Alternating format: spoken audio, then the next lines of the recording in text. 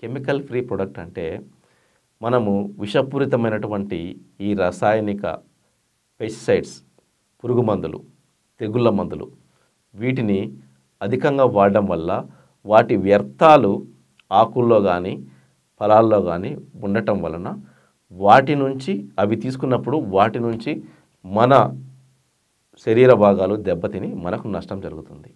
So కేవలం ఇక్కడ ఏ రసాయనిక పురుగు మందులు, రసాయనిక తెగుళ్ళ మందులు వాడకుండా, అందులో కూడా పరిమితులు ఉన్నాయి కొన్ని. ఇప్పుడు లేటెస్ట్గా కొన్ని అంటే రసాయనిక పురుగు మందులు కానీ, రసాయనిక తెగుళ్ళ మందులు కానీ అతి తక్కువ కాలంలోనే వాటి వ్యర్థాలు లేకుండా మొక్కలో కానీ మొక్క భాగాలలో కానీ లేకుండా పోయే రకంగా చాలా వచ్చాయి. వాటిని వాడడం వల్ల ఎటువంటి సమస్య లేదు. సపోజ్ ఇమామెక్టిన్ బెంజోయేట్ తీసుకోండి. అది మనం స్ప్రే చేసిన తర్వాత 10 రోజుల తర్వాత మనము మన కాయను కానీ, ధాన్యాన్ని కానీ లేదా పండును కానీ మీరు చెక్ చేయండి. అందులో ఇమామెక్టిన్ బెంజోయేట్ ఉంటుందేమో చూడండి, ఉండదు, వెళ్ళిపోయి ఉంటుంది అది.